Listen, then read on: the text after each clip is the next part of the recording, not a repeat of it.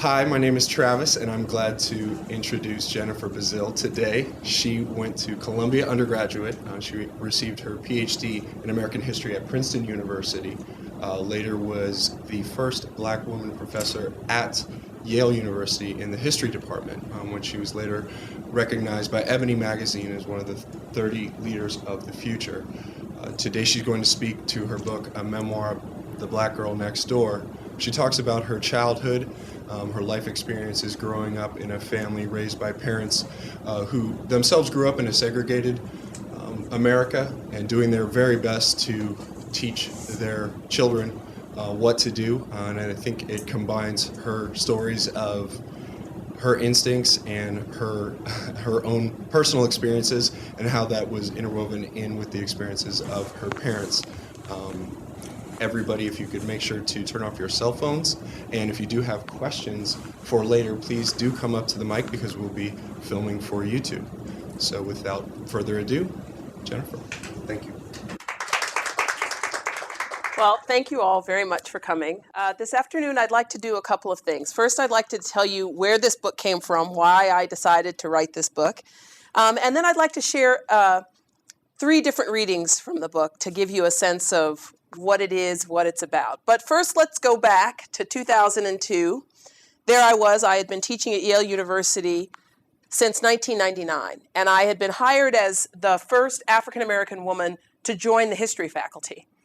And, I was very excited. It was a big honor. It felt like a great opportunity. But a few years into the job, I found myself getting more and more troubled by what was happening. I was teaching history. I was teaching American history, but I was teaching American history the way that I had been taught it, which was one big event, one great person at a time. And as much as I was doing that, I was really having trouble inviting my students to do anything other than connect at the level of information. You know, Yale University students are very industrious, right? So they could reflect the information back to me. They could tell me the facts about the past. But when it came time to really talk about and make a different kind of connection with the past, let's say slavery, I really found that my students had a hard time doing that. And the longer I taught and the higher and higher grades I gave out because my students did what I asked them to do, the more frustrated I got. And I started to ask myself, why is it that these students' responses to history, why is it that their detachment is bothering me so much? And then a very wise woman I know said, well, maybe what's bothering you is that you're seeing something in them that you really are finding within yourself.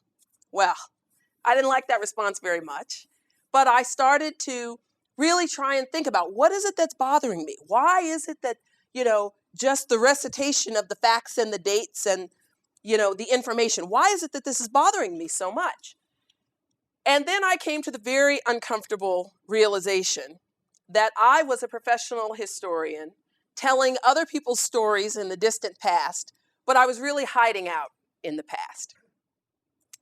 And I started to really resist that idea, but, my writer's instinct really kicked in, and I knew that there was some heat behind that. And where there's heat, there's often substance. And so I started to really think, what is it that's bothering me? Am I really hiding out in the distant past? And I came to the conclusion that, in fact, yes, I was hiding out in the distant past. And I started to ask myself the question, well, then what's the history that I'm hiding from? And I realized that the history that I was hiding from was the history of integration. That I was at 30-something years old at the time, in my mid-30s at the time. I was this professional historian. I had been climbing the ladder of success. I had been doing what I had been instructed to do all of these years. But that I really didn't want to deal with the history of integration, the lived experience of integration that had defined my own girlhood. And so the first story that I wrote, when I just sat down, I said, okay, I'm just going to write something and see what comes of it. And the first thing that I did was I recalled a story of my first grade experience. So let's go back It's 1975, up literally on this peninsula outside of Los Angeles. I grew up in a place called Palos Verdes, which is between Los Angeles and Long Beach. It's a collection of, the Palos Verdes Peninsula is actually a collection of 4 very exclusive, very wealthy towns. It's 1975. My parents have moved out of working poverty. They have worked their way between full-time jobs and side jobs into this beautiful house high on this hill where we can see the Pacific Ocean. And it's first grade, and I'm excited because it's the fall of first grade. And my friends and I had this ritual that in the morning before school, we would run a race. And so that morning, I was running against my friend, whose name in the book is Tammy. And she and I were at the starting line, backpacks all lined up. Everybody was excited. And on your mark, get set, go. We ran down to the finish line, and I beat her. And when she came across the finish line, she said to me, "That's all right. My dad has already told me Black people have something in their feet to make them run faster." Well, as you can imagine, those were words that I really resisted. I was shocked. I was shocked because this girl who was my friend, this wasn't a girl across town, this was my friend. She had this idea about me. I realized in that moment that this girl and her family had been having conversations about me and my feet and what Black people do that I didn't know about. So we did what kids do, and we had an is so, is not, you do too, you do not kind of argument as we crossed the playground. And when we got to our teacher, who was standing in front of the door, a white woman, we said, "Do Black people have something in their feet to make them run faster?" And my teacher said, "Yes, they do. Now take your seats." Well, at that moment, I was in a real bind, because now this wasn't just a matter of kids having a disagreement on the playground. This had become something else. This now involved not just adults in the form of Tammy's dad. This now involved my teacher. And I hoped that she was wrong. But all of my aunts are teachers. My mother is a teacher. So when a teacher tells you something, you try to accept it. And I felt terrible that whole day. And I really knew in that moment that if my teacher and my friend knew something about me and my feet, then I would be embarrassed and humiliated because my friend and my teacher knew more about my body than I did. But if they didn't know something more about my body than I did, if they didn't know that secret about Black people, and if they were in fact not telling the truth, then I had a different problem. I had to hate that girl who had been my friend, whose house I had been to, around whose dinner table I had eaten with her family. And that was a horrible choice. So the next thing I did was I asked the next best authority figure I found, which was my older sister at the end of the day. She was talking to her friend, a girl from Britain who loved everything about Engelbert Humperdinck, and they were having this conversation, and I had to break into this conversation to say, "Do Black people have something in their feet to make them run faster?" And my older sister, who was charming and lovely, everybody seemed to like her, said no, but she didn't really want to talk about it. So I sat on it when the babysitter came to pick us up from school. I kept sitting on it when my mother brought us home and we changed into our play clothes. But at dinner time, I had to tell my mother. I had to ask her that question. And in that moment, when I did, a curtain fell over my mother's face. And she got very quiet and she got very serious, but I couldn't tell what was going on. When my father got home, my father was working as a metals distributor he was working as a metals salesman actually in Los Angeles, and he got home late. And I was sent upstairs when my mother imparted this information. I heard some curse words downstairs, but not much else. And then the next day, my father, who had been born in Louisiana, southwestern Louisiana, had to go to my school and talk to my teacher about what she had said. He wouldn't tell me what he said. The only thing he told me is, I've handled it. And that next morning, my teacher called my friend Tammy and I back over to her before that school bell rang, and she said to that girl and I was wrong. Black people don't have anything in their feet to make them run faster. But in that moment, I lost respect for my teacher. I learned that I couldn't trust this woman. And that was the end of my friendship with Tammy. Now, this is my story, but it is not a unique story.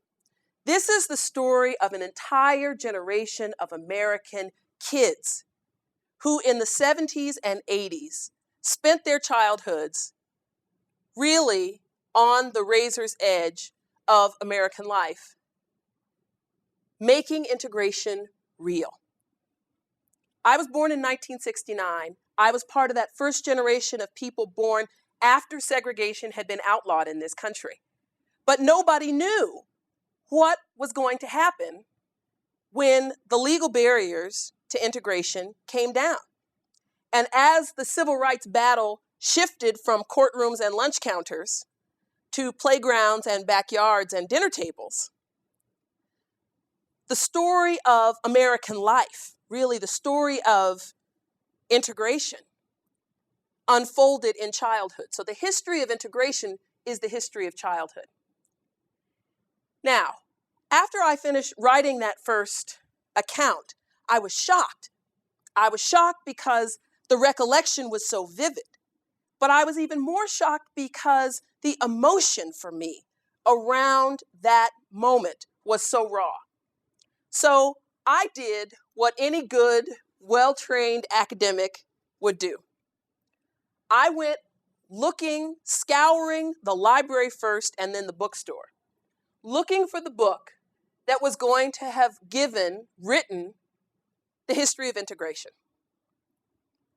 And I went to the library first, and I didn't find it.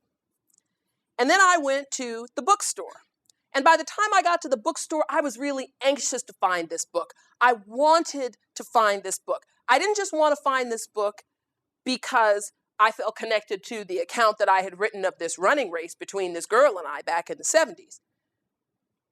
I realized that as that lonely, only Black woman professor teaching in that big department up at that fancy school, that there was a connection between the girl that I had been and the woman that I was. So when I went to the bookstore, I really was hoping to find that book on the shelf. And I looked, and I looked, and I didn't find it. And when I told people very close to me that I wanted to write this book because I thought that there was something there, my mother said to me initially, she said, you know what? I think it's a great idea. Write the book and I'll do anything I can to help you. And then she called me back a few days later and she said, you know, I thought about this. I don't think that you should write this book. She said, I don't think you should write this book because I'm worried that it's going to take you under. Those were her words. And then she said, let's go to Europe instead. Now, my mother was not a superficial woman by any stretch of the imagination.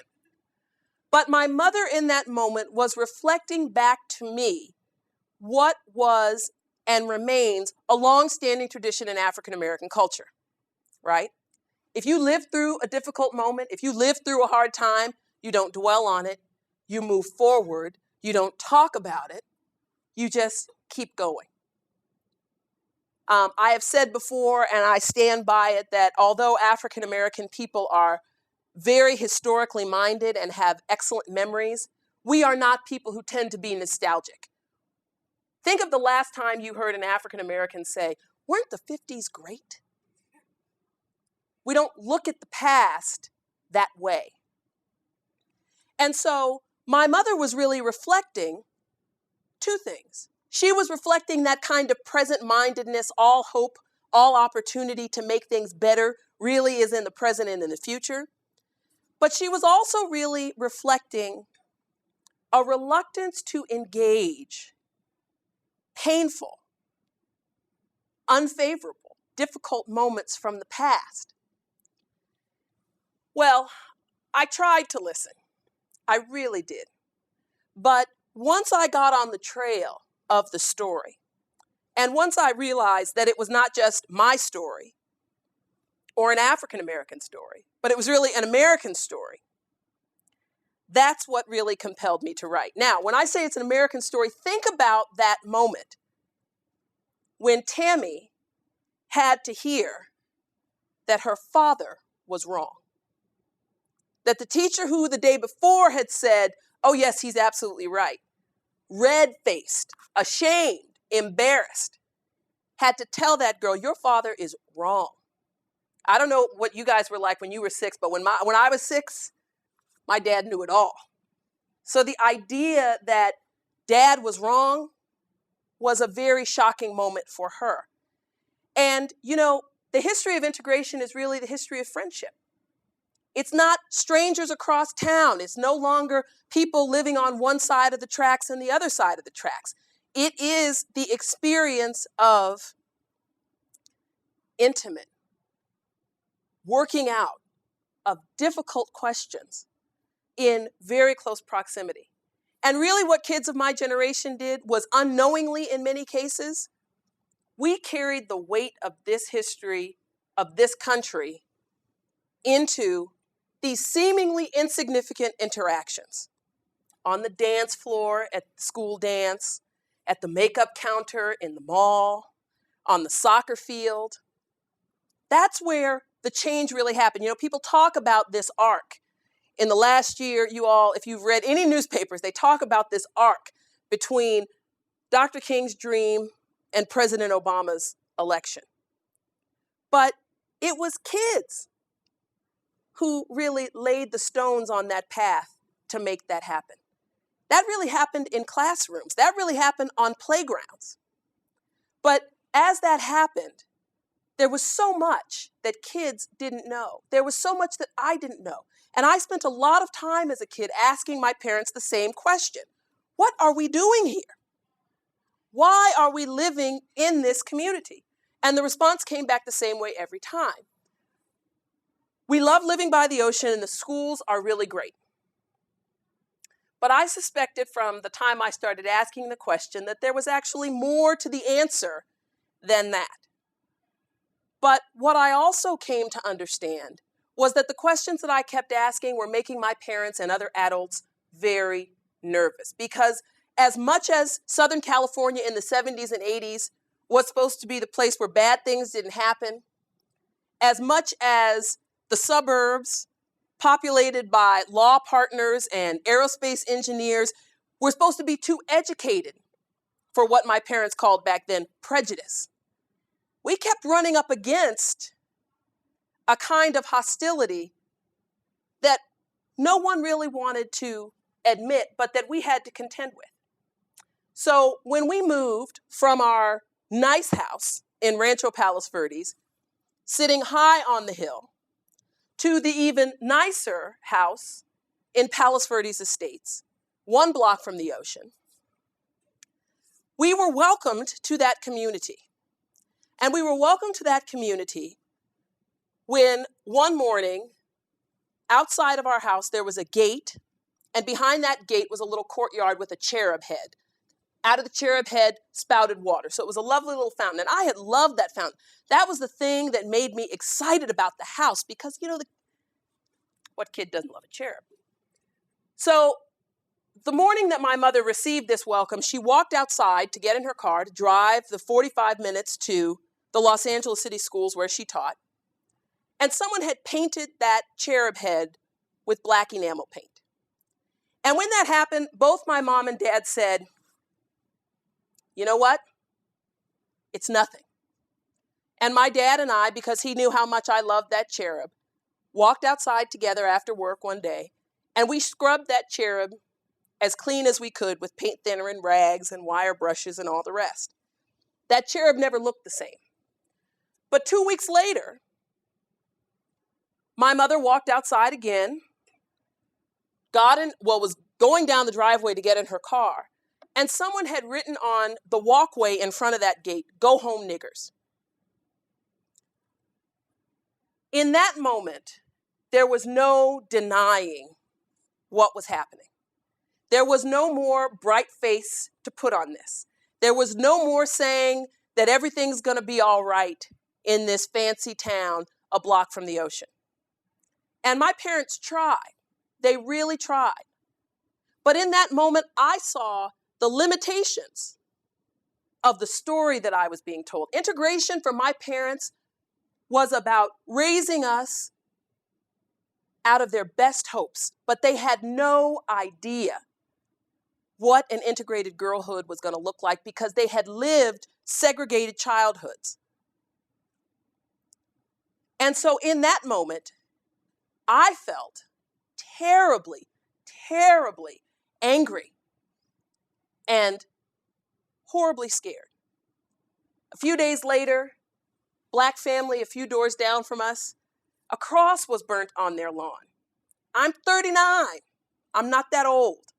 This is California. This isn't Mississippi. This is California. And so in those moments, in those formative moments when I was growing up, I had to make a series of decisions because I still had to go to the school where I was the only Black girl in my grade, in my class. When 3 boys said to me, "We're going to string you up," I didn't know what lynching was, but I knew that they were serious. And in those kind of early formative moments, my friends and I myself, had a very, very, very difficult set of choices to make, but they were child-sized choices. They were not in the realm of adults. But for all my question asking, I couldn't get a lot of answers. And I want to read you one account from the book to explain maybe part of the reason why I didn't get a lot of answers. Let me just set this up by saying, when I was growing up, I didn't learn a lot of stories about my parents as kids. My parents didn't raise us with stories from their own girlhoods. They just didn't do it. And in fact, there was this kind of odd silence. We didn't go back and visit grandparents on a regular basis. We didn't see family members, to a large extent. We were really the 4 of us out there trying to make it in California, in Palos Verdes by ourselves. But when I was writing this book, my father said to me, "I've never told you the story of Hotfoot." And I said, "What in the world is Hotfoot?"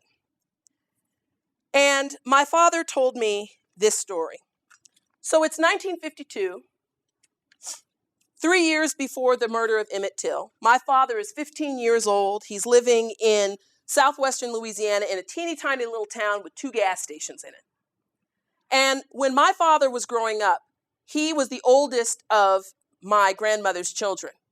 And he had to work from the time that he was about 7 years old in order for my grandmother to be able to say what she said until she died, which was, "We were poor, but we were never hungry." But one of the prices of being poor but not hungry was that shoes were a luxury that my dad and his family could not afford. And so my dad went to school and to church and even to work in his bare feet. And when my dad was 15, after having worked as a houseboy and having worked in the cotton and rice fields, he took a job at a service station, one of the 2 in this town, and he worked for a man named Mr. Donald in the book. Now, the station owner never used my dad's name. He always called, my dad's name is Barry, but he didn't call him Barry. He called him Little Tom. And so in addition to pumping gas and sweeping up around the station, my dad's job was to chauffeur Mr. Donald, wherever he wanted to go. So every day at lunchtime, my dad would get in this new fancy 1951 Ford pickup. Donald would sit in the passenger seat and his hunting dog Rex would sit in between them. My dad would drive them to Donald's house. Donald and his dog would walk through the front door, and because my dad wasn't allowed to walk through the front door, he would go around the back and sit on the porch. And when Donald had finished eating his lunch, his wife would come out to the back door with 2 identical plates of food. The dog would come outside. My dad would have a plate of food handed to him, and the dog would eat a plate of food, and my dad and this dog would eat lunch every day.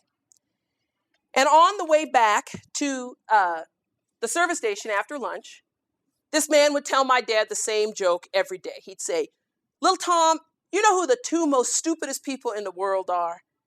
And my dad would say, "No, sir, I don't know who they are." And he'd say, "A nigger man and a white woman." And he would just bust up laughing.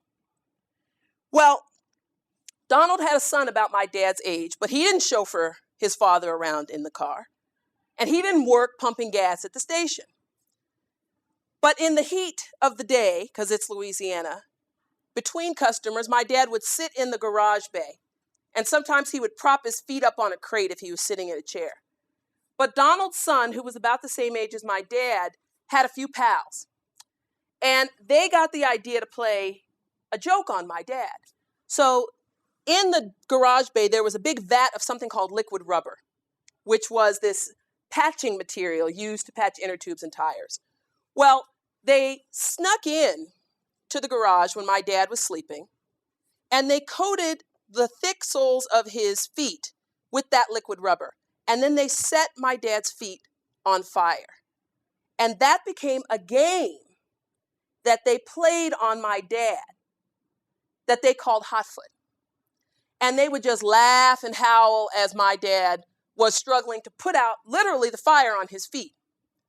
Now, my father, unlike Emmett Till, was born and raised in the South. So he understood that if he raised his fist and gave those young men the beatings that they deserved, he would very likely lose his life. And so the thing that my dad would do was he would walk around the back of the garage and he would take a piece of paper or write in the dirt his imaginary address in California. And at the first opportunity, my dad left that town, moved to Port Arthur, Texas, and lived with his uncle until his high school graduation when he moved to California.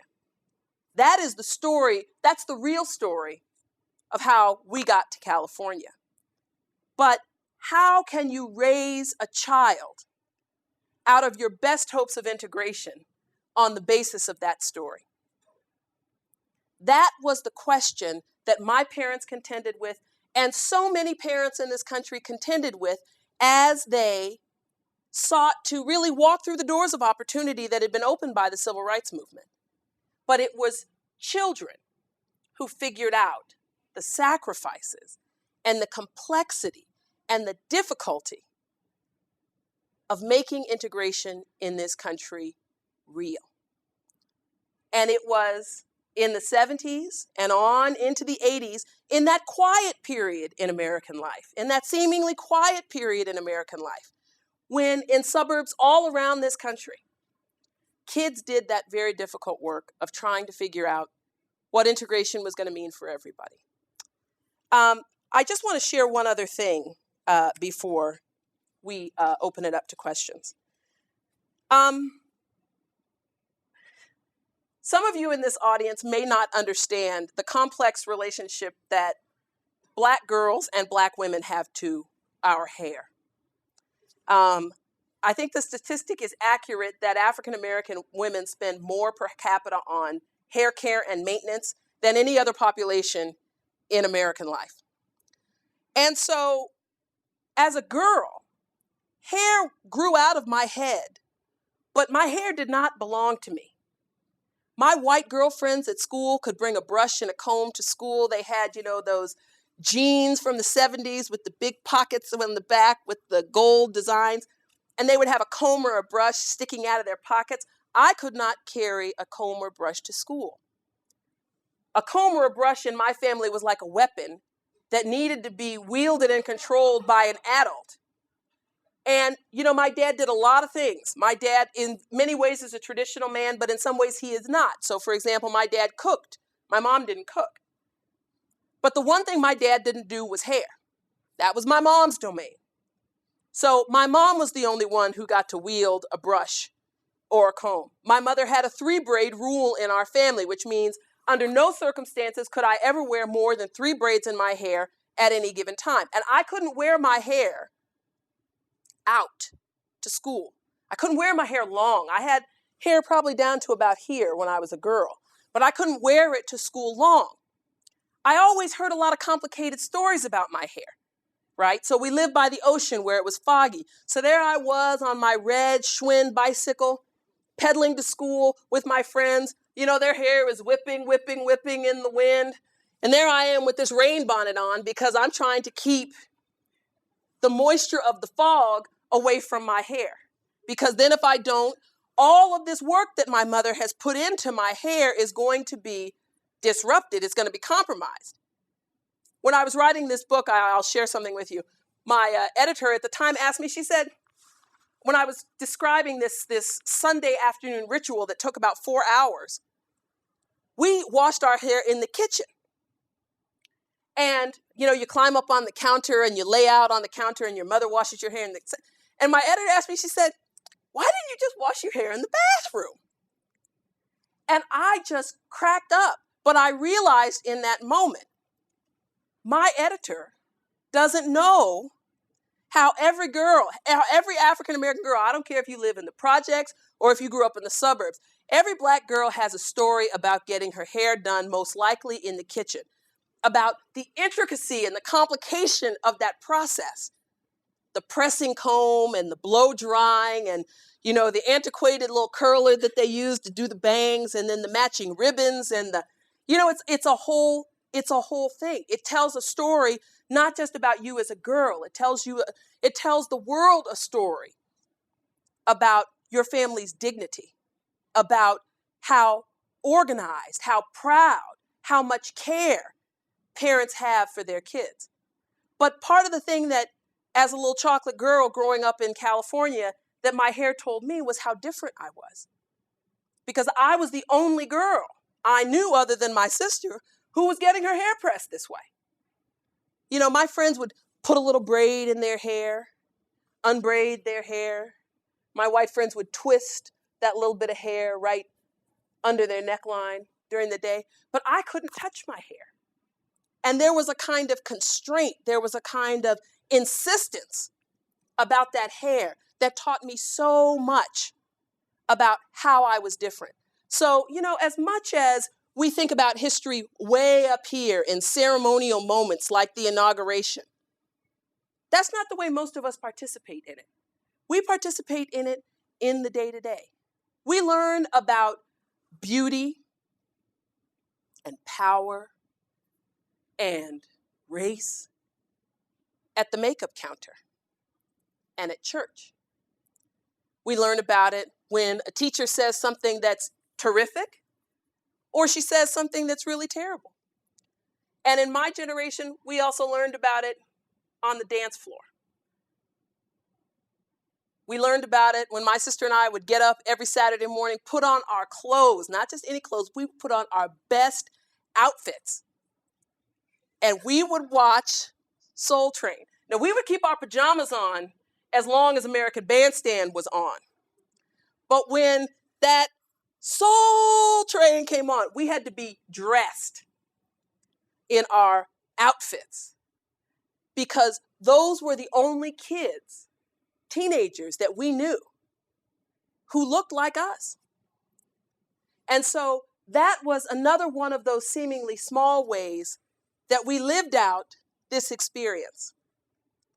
So, you know, I'd love to take your questions, but before I do, I'd like to say, you know, again, this is where we live. This is where we have been. And the story is not just my story, it's the story of a whole group of people who, in their own way, help to make change through friendship, not friendship, over tuna casserole or lasagna or whatever it was. And I think that it's an important part of this country's recent past that is at least worth talking about. So thank you very much, and I will open it to questions.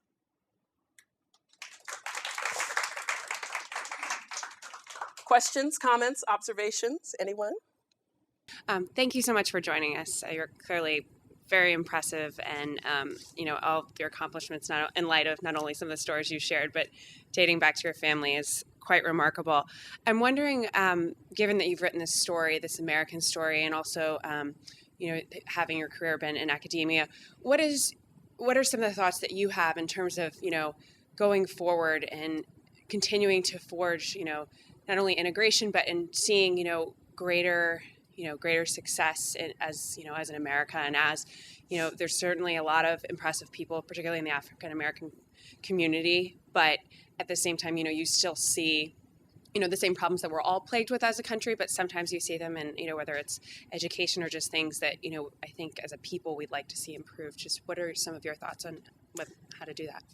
Thank you for your question. I think it's a couple things. I think that one of the questions that people of my generation are asking themselves now that we are parents in many cases, one of the questions that we're asking is, what does integration actually mean? Is integration tokenism, or is it something else? Is the price of excellence always going to be isolation?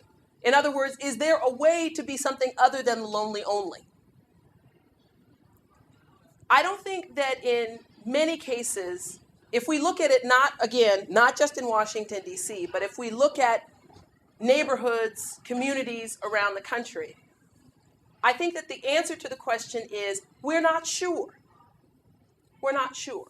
I think that there is great hope and there's great opportunity and possibility, but it's not really clear that people are committed in the day-to-day to pushing past that old definition of integration and making something new and better out of it. In terms of, the disparities and stuff, people ask me, now that President Obama has been elected, it's all good, right? It's all terrific, right? And the thing that I would say is that in sharing a story like this one, it's not just for the black girl next door now. It's for the Muslim girl next door, or the little Latina girl next door, or the South Asian girl next door whose parents have a vision of possibility for her, but who may not understand the precise nature of the experience that she or he is facing in this community. Oftentimes change and the vocabulary to describe that change are out of sync. And I think that that is part of the challenge in the culture right now. Are we going to measure progress just by what's going on in Washington, D.C., or are we going to measure change by a different set of variables? So that's how I would answer the question. Other questions or observations? Again, thank you so much for being here. It was interesting when you talked to your mom warned you when you were writing the book that this could, quote, take you under. I'd love to hear a little bit more about, as the process went on, in terms of colleagues or students or things like any aversion or how people might have responded. Because, think about the stories that you're reflecting. They are pretty raw, and they're things that people don't necessarily want to face or talk about. So I'd love to hear kind of what the reaction was. When I was talking to you earlier about my experience teaching my beloved and very smart students, it was very much in vogue. I stopped teaching at Yale in 2007 to become a full-time writer. But when I left, it was very much in vogue to teach students that race is a social construction, right? And so I had these very smart students who would interject into seminars, well, race is a social construction. It has no biological basis. Race is a social construction. And I knew what they meant, and I had taught them that.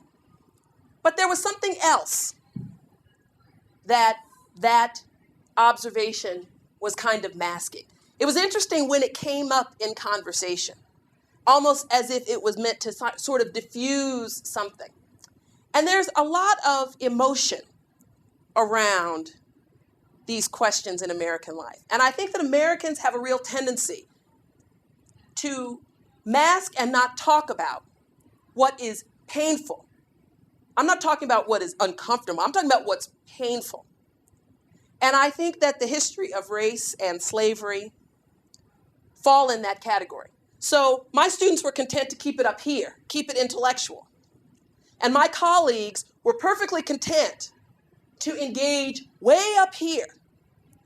And I would be sitting in these meetings or in these seminars, and I would just be thinking to myself, oh, Lord, would we please stop talking about it this way? But then I realized I was part of the reason that they were talking this way, because I wasn't sharing my story.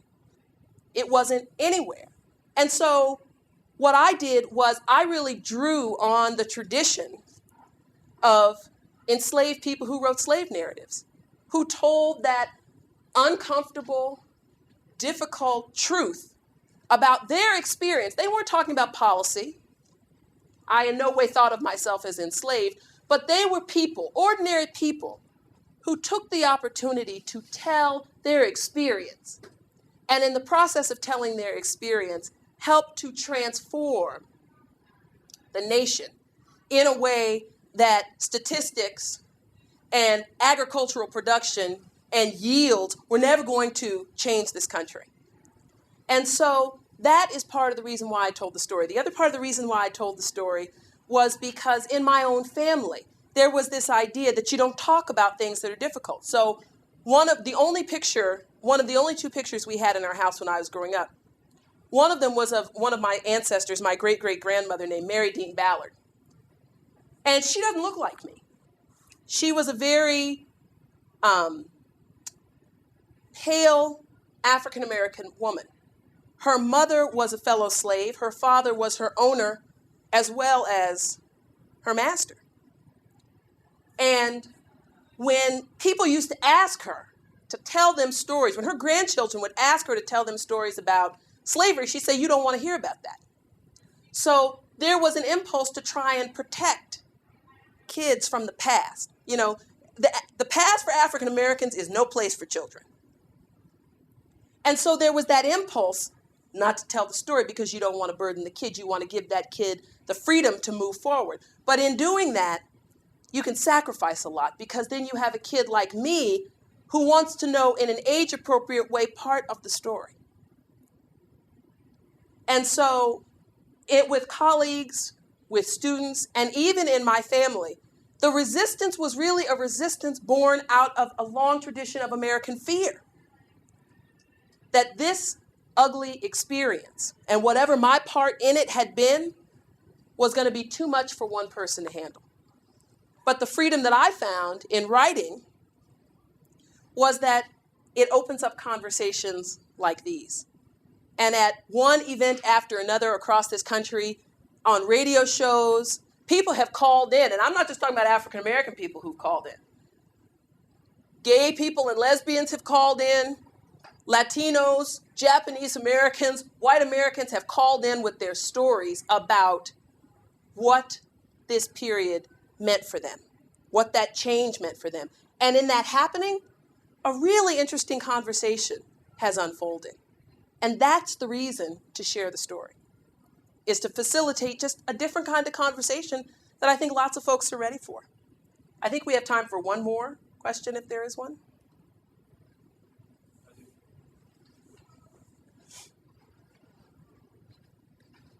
Thank you, firstly. It's such a fascinating story. I was just thinking more from a kind of an international perspective. I often look in the UK and I'm surprised I don't find more literature around the integration of immigrant populations. And I guess perhaps it's due to the chronology, the timing. A lot of the immigration came at a time when we were already being influenced by the changes in the States in the 60s, so that experience was different. But I wonder, do you feel like the integration experience in the States, there are lots of similarities and differences? So putting it next to, say, the situation in South Africa, have you come across a lot of stories? And do you... I mean,